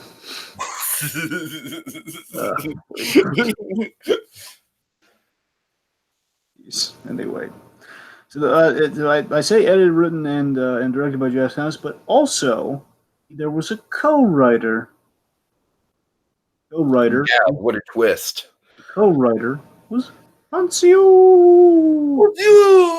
And I gotta tell you, I can kind of see the writing styles in here. I'd like to say, without tooting my own horn here, I feel like the ending is very Poncio. That's what I'm saying. I think at this point we kind of discern a little bit like that. I think the setup is all Joshua Thomas. Setup and maybe premise all Joshua Thomas. maybe the premise is Poncio, but the point is the setup's all Joshua Thomas, and the kill, the ending, that's all Poncio glory, baby. That's all Poncio. Oh, yeah. That's Poncio coming in for the kill and the African wild of funny. So, the sell of this one is: do you really know what they have to offer? That's what the sells. That's the question. Now, is that a tagline from Book of Mormon by chance? Or is that something like from? Sorry, say that one more time. Do you really know what they have to offer? No, that's not a tagline as far as I know. Well, I kind of interpret it's like, to me, it's like there's a very hard, like with Mormon culture in general, it's almost like a pre-Book of Mormon view of Mormon culture and a post-Book of Mormon view of Mormon culture. Like, even if Joshua Thomas and company aren't huge Book of Mormon fans, and of course they did actively put down Book of Mormon in Harley Quinn and the Joker versus the Real World. They did. They did. But you know what I mean? It's like, even if they aren't active fans of the musical, the Book of Mormon is just one of those cultural events that just kind of like paints the public perception of Mormonism as a whole. So I don't think there's any way that the Book of Mormon like kind of slipped past into here. Like there's got to be like some reference in there. Well, the main thing I took away from just that cell line is, do you really know what they have to offer? I think correlated to me, it's about. I think the sketch on the whole is about considering giving a little bit more consideration to what drives the kind of the door-to-door salesman, or in this case, kind of the spokesman.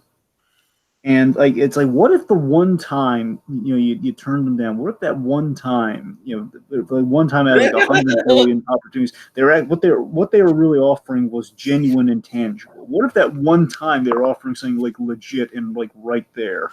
And I think that's where the comedy, where the inspiration is really coming from for a lot of this. That's at least what my read on the whole thing was. I think it's like kind of what you can interpret from that reading of like, what if? Oh yeah, like absolutely, absolutely. Just kind of like the comedy of just like, and honestly, that is sort of the comedy of Book of Mormon as well. Is just kind of like not necessarily like the religious elements of it, but just as I say, Dragon, Book of Mormon is like it's a very pro Mormonism show. Like it's not like it pokes fun of Mormons, sure, but at the end of the day, the positivity and the outgoing spirit of the Mormon people is what saves the day in Uganda in Book of Mormon.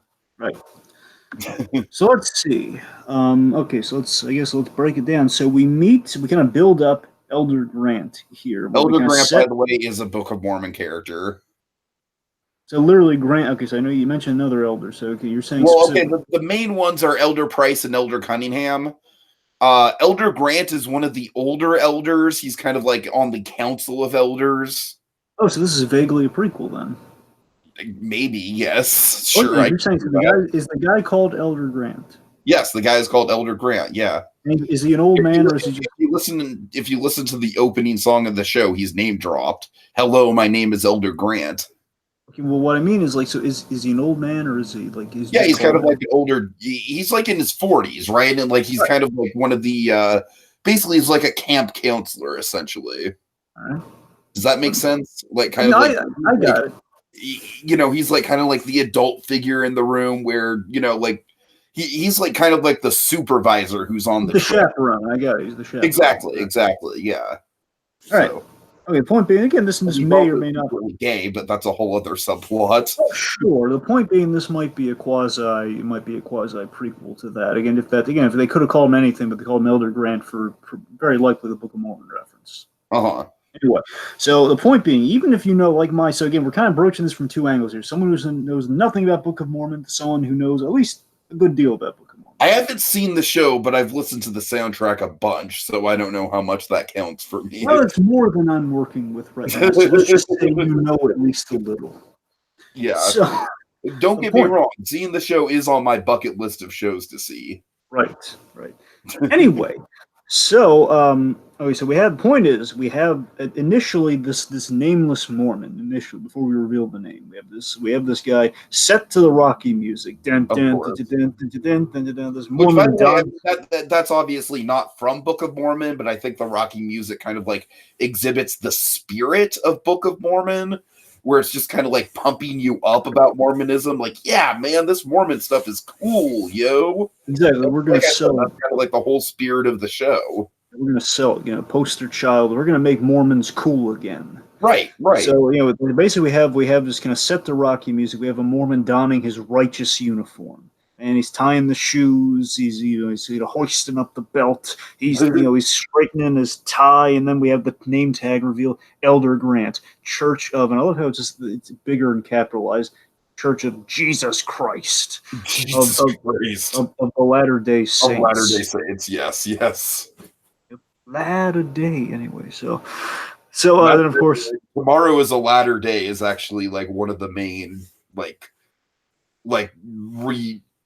it's like a motif. Tomorrow is a latter day. That's like a motif within the lyrics. It comes up. I have one ridiculous, stupid question. Okay.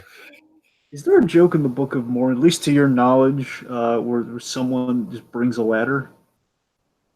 Not to my knowledge, no, but that is something I could see happening in the book that's just not in the soundtrack. I can imagine at some point someone's just going to even in a lyric or something. It was like, did someone say ladder? Oh, God. Like, I'm climbing the ladder of Mormonism. I don't know, something like that. Well, I know there's no song comparing ladders to Latter Day, if that's what but I would not be surprised if there wasn't at least some visual gag in there somewhere.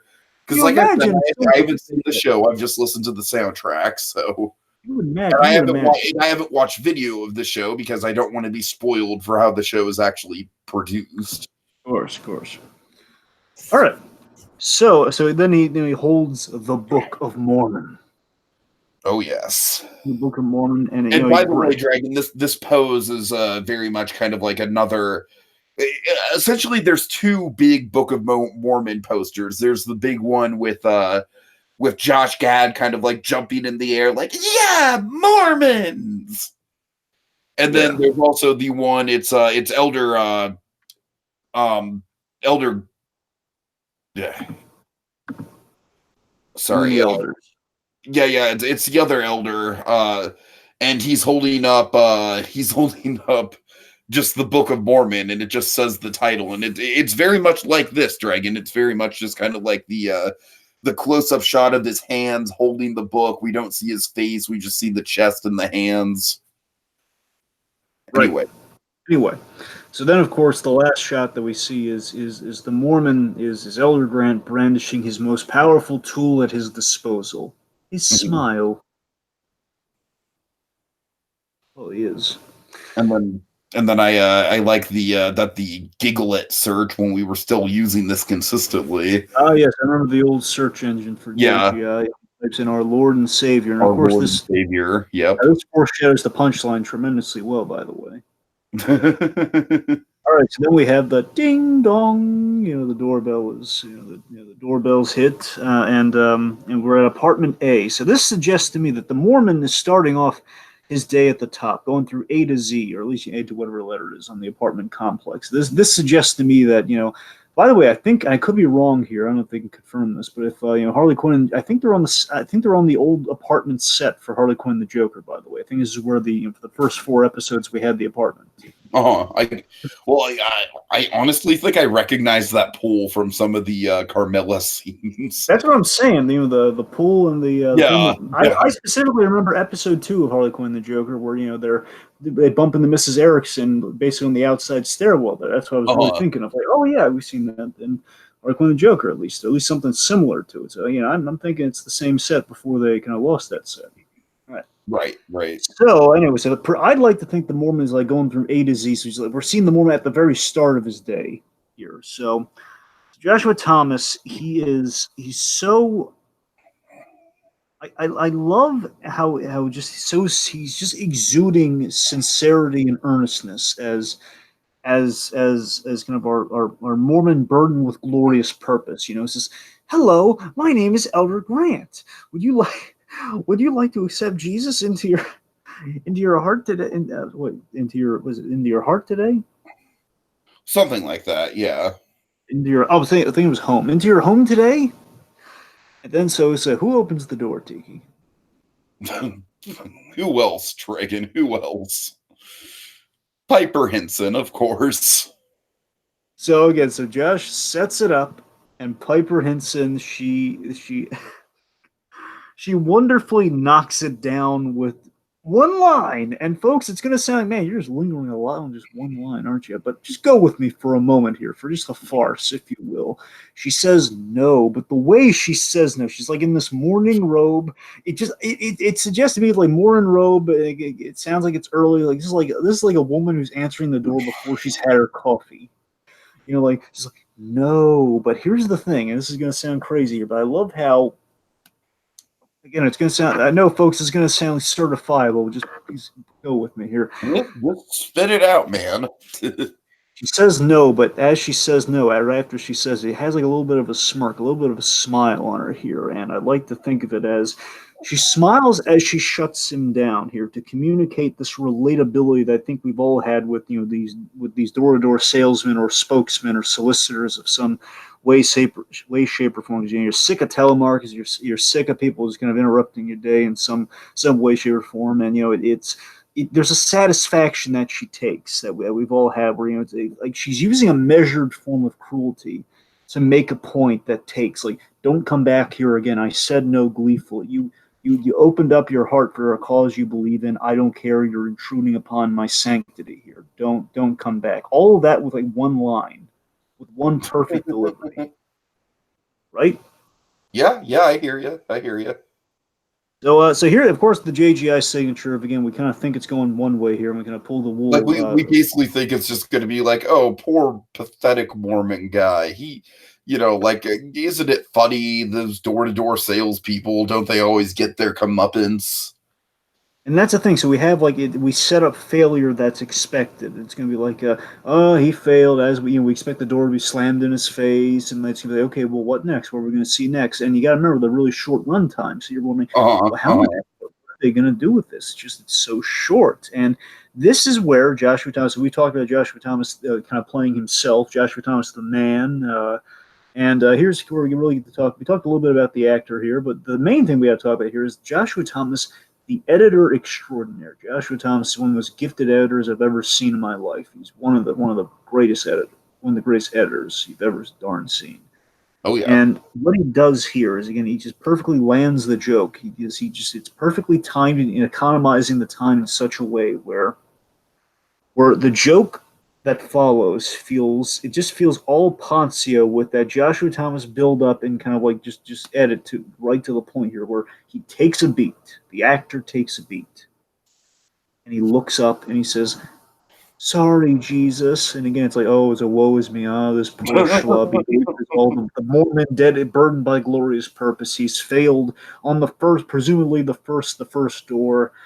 And then he looks to his right, and this is where we have the surprise. Here's where we have the Poncio shock and all. Here's where that Poncio earns his parking space. Here's where Poncio earns his parking space here, folks. Because Poncio just kind of wanders into the JGI offices. Yes, I'm saying I know there's a YouTube studio, therefore there may or may not be like an office or like kind of a gathering place. Poncio just kind of rolls in like he's Don frickin' Draper at the agency. He's like, you know what? I can leave and go to the movies anytime. I feel like I'm just going to kind of come back and roll around. It's like, oh, it's Poncio here. Now the day can really get started. Like one of those days. This is where Poncio earns the credentials. This is where Poncio gets like the capital P in his name, man. So you're darn right. So he just says, it just feels it exudes Poncio here, where we reveal, folks. I kid you not, we reveal Jesus Christ, our Lord and Savior, Dragon. And we go for the kill of the sketch here with the reveal, and it's Kerry Farlow the Fourth. Kerry Farlow the Fourth, the new and improved version. No, I'm just kidding. Anyway, it's Kerry Farlow as Jesus Christ with this captivating silent performance with a single. Yes, absolutely. It's just it is like all joking aside, it is a really captivating performance. You got to give it that, right? I mean, it's just like the man never utters a word. It's all in the facial reactions, and you're right. It does kind of like cap this sketch off in this kind of like weirdly somber way, where that is the joke. It's almost like a Kaufman-esque way to end a sketch. You know what I mean? Because it's like the Kaufmanism here. It's like the joke isn't the door being slammed in the face. The joke is literally that you're sitting here feeling uncomfortable and sad for this poor Eagle Eye Cody version of Jesus Christ. Yeah. Oh God. So teardrops, and the idea is like I think the theme, the moral here there is actually a good moral to this comedy sketch here, where I think the moral is every rejection hurts. And well, especially if you're Jesus, every rejection hurts, because I mean, what more can you do to the guy? Hey, Jesus, catch! It's like, ow. It's like, anyway. God, picturing like a follow up to the sketch where, like, what if you have Poncio is like a Josh Gad stand-in? He's like trying to make Jesus happy, and he's like, "Come on, Jesus, let's go see the Lion King." And Jesus is like, "Really, really? The 1994 Lion King was one of my greatest achievements, and now Disney's just gone and sullied it, Alex." Anyway. Okay, good. In all seriousness, though, so again, I think the lesson in the gag is like a little consideration goes a long way, and it also adds to, again, I'm doing a little bit of digging. Bear in mind, again, I'm not the authority on Mormonism, folks. I'm afraid to tell you. I'm afraid to break it to you here, in case you thought I was. I'm not. In all seriousness, though, again, nothing against Mormons, though. Again, Mormons seem like really pleasant fellows. They really do. I got to be honest. And there's a little more, and the few Mormons that I have seen or kind of have a familiarity with, they all seem really nice. Yeah. At the very least, you can say that about him. Kind of the more local Canadian one could say about the Mormon. Anyway, so the point is, an added layer to the Mormonism here is that Mormons, from what I understand, from like a quick kind of search on like the specifics of Mormonism, is that they try to live up to Jesus Christ the man. They try to live after they basically the gist of Mormonism, from what I could find, is they try to live up to the example set by Jesus Christ. Try to live a kind of a Christ-like existence. They follow the influence, which will lead to kind of like which kind of lead to you kind of making a friend of him and such. It's basically it's all about friendship. Making kind of using Christ as kind of the emissary of friendship to an extent. So yeah, it's all kind of right. It's kind of a nice thing. Literally, we literalize that here with the friendship between Christ and man. So that's the idea here. And again, I think it is representative of from what I can tell as being an outsider looking in. It's like, well, it's kind of representative of what the whole Mormonism is about, but also adds like a great sense of comedy and absurd. Like, again, we always talk about like you like Christ and you let all this stuff. And like, what if you literally befriended the guy? Like, what is that going to be like? And it's like, especially if you had a job like this where you had to kind of speak on his behalf, you had essentially he's teeing up the ball for the demonstration. That's what he's doing here. It's like, hey, he pours the dirt on the rug and Jesus is the vacuum. That's essentially what the gist is here. And he has to bring him in like, hey, turn that dirt into water, man. Go on, do it. But anyway, the point being, so Jesus, so again, he's just basically it's like he's consoling his friend, and they walk off, presumably to hit the next house, where again it's most likely going to be more crushing disappointment. Well, again, that's the friendship, though. The fact that he's there for him. Again, kind of ends on that very melancholy note of like, yeah, perhaps Jesus is just a lost relic, man, and Dragon, what if God was one of us? Well, he'd probably be pretty bummed out because nobody's believing in him anymore. But again, there's a stranger on the bus, Dragon. Just a stranger on the bus. No, but all seriousness though, there is a sweetness there. I think there's actually a really good moral, and there's really kind of like there's a sincerity behind like if it's going to be failure upon failure, but he's going to be there to console his friend, which is representative of that book of him kind of trusting in the book that he's kind of pushing on people, and we've kind of physicalized it. So there is.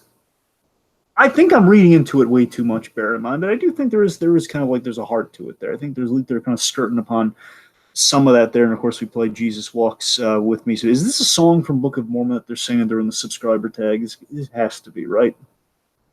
Not that I'm aware of, honestly. So I would have bet you dollars to us, knowing nothing about Book of Mormon. They were like singing a Book of Mormon song, like they're all dancing happy-go-lucky. It's gonna end on kind of a downer, so you try to perk things up in the subscriber tag. I guess it might be like a Sunday school song of some sort. Because you have to realize most of the songs in Book of Mormon are very filthy. That's a good point. I probably should have put that one together. I thought it was like the beginning of the Hello song where they're all introducing each other. That's all fun. But then once they get into the Africa stuff, it becomes very filthy very fast. I guess I was thinking maybe it was like the beginning of like a dirty song. I guess like it was the beginning. It's like if you show like, hey mom, can we watch Book of Mormon? Oh sure, that sounds like a wholesome thing. Let's put that on. Of course, like oh man, look at them all little friends, all little black bow tie, all the little black ties and everything, just singing along. Right. Oh wow, did he just say what I thought he said? Oh god, Mom, I love Newsies. Oh God! Get the earplugs quick! Oh my God! I'm a terrible mother. Oh God! Oh why? Dragon, I mean, there is a song, like I think maybe like the third or fourth song in the score is basically the song that lets the parents of the audience know, like, yeah, maybe take the kids out of the audience for this one, folks. This is a show for adults. I mean, like we are not pulling any punches here. This is balls. Like that's the song I was talking about. The fuck you God and the such and such song. Anyways, right, so final thoughts.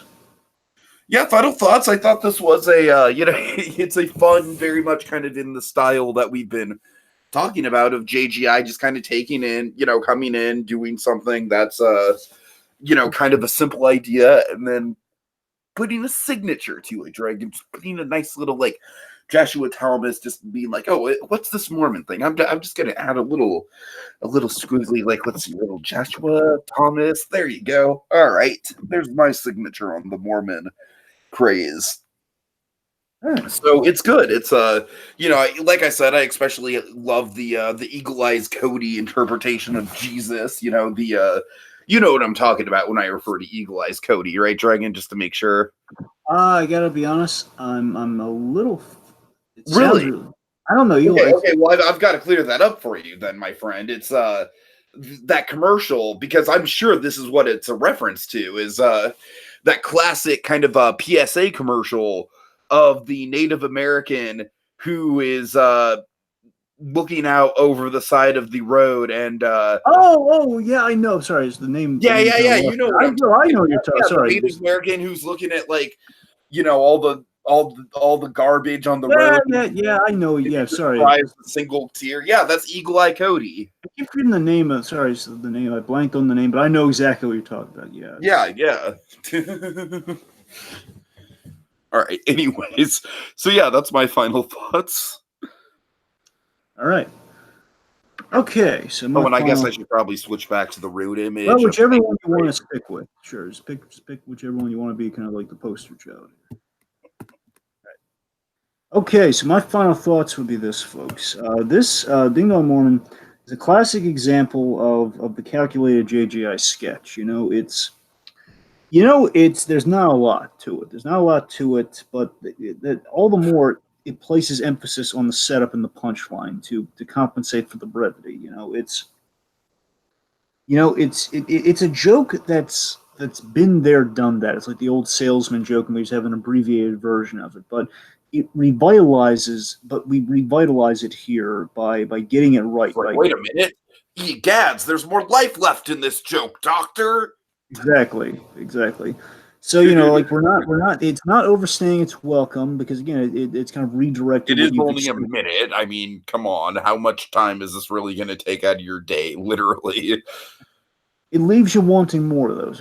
It's doing things just right with a really short run time. So again, just basically in kind of a clinical sense, I think this thing's it's doing gangbusters. And in terms of just the performance and everything else, though, this showcases a brief example of Joshua Thomas as the face man and the driving force within the setup here. He's the he's the single. He play in this sketch. He plays the single-minded innocent with a divine purpose that everyone dismisses. Like he's literally the representative of not only his cause, but again, a physicalized version of his cause with Christ.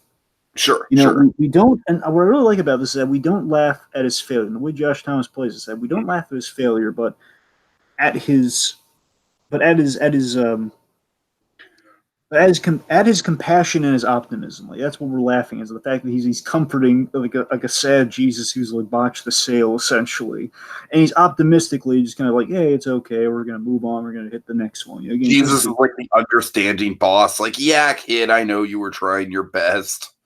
That's the thing. I think he hit a note of like a perfect note of sincerity without playing, but by also playing the comedy. He's not just playing like he's not playing a cliche. He's not playing like because basically that's the thing. Just Giggle, you have to celebrate him with almost every sketch with is that Just Giggle.